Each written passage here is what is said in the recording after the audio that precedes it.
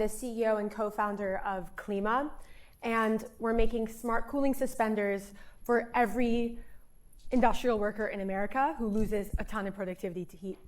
I'm also a Yale Environmental Studies grad. I've taken classes in this room, so it's great to be back on the stage. So, in the age of AI, there's one massive productivity opportunity that everyone is missing, especially as the world moves to one driven by productivity constraints, and that's heat. Can anyone here guess how much money is lost each year just because of productivity-related, heat-related productivity disruptions? Anybody? Yes, $1.09 trillion. And that's not even delayed projects, but that was great. That was great. And yet nothing's been done about it. We figured out how to cool worker spaces. We figured out how to cool data centers, but we have not figured out how to cool people. And so that's what we're doing. Right now, if you're in the field, your best options are an ice vest that melts in a few minutes or breaks. And we believe we should bring that into 20th century.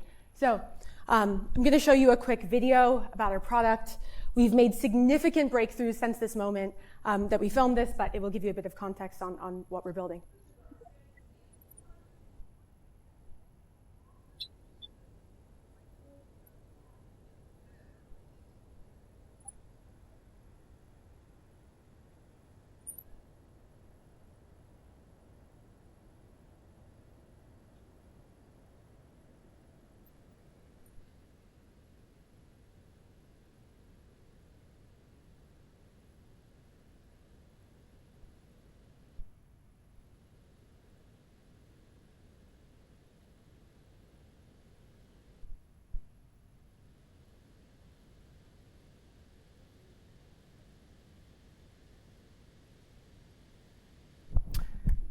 Anyways, so we built this company to solve the biggest productivity stack in the physical economy that stretches across every single industry: construction, data center builders, military, logistics, 1.2 million Amazon warehouse workers, and that is cooling the worker, not the space.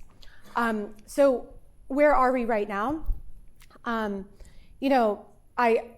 just shared a LinkedIn post about what I was building aimed at my family and friends, expecting nothing to come out of it, and there was no call to action. I accidentally got $11 million of inbound pipeline, including from really high value companies like the director of safety for Staples, who are now doing a paid pilot with this summer.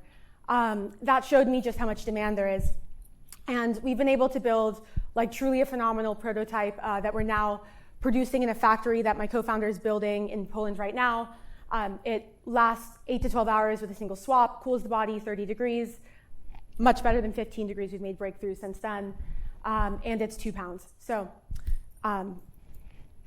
couldn't happen without me and my co-founder.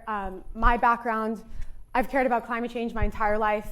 Started with advocacy work in high school, where I changed the law, then environmental science at Yale, then ESG investment banking at JP Morgan, then bespoke first of its kind role working in climate for BCG, where I was on a delayed flight as a result of heat, and I came up with this idea. My co-founder brings the technical skills. He's truly an industry leading materials engineer out of Berkeley who has focused on high temperature materials, led product for a high temperature materials startup, and has been able to do what no one's done before. Really excited to be back at Yale. And the $10,000 or the grant money would go directly towards deploying these pilots where we're validating the ROI, which we expect to be 15 to 20x the cost of the unit, and also refine form factors this summer with major companies like Baker Hughes, NOV, Staples, and others. And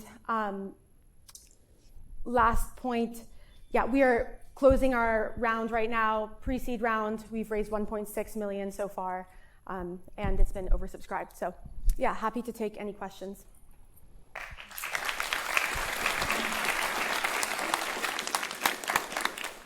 Thank you so much. That was a great presentation. Love being able to see that visual there.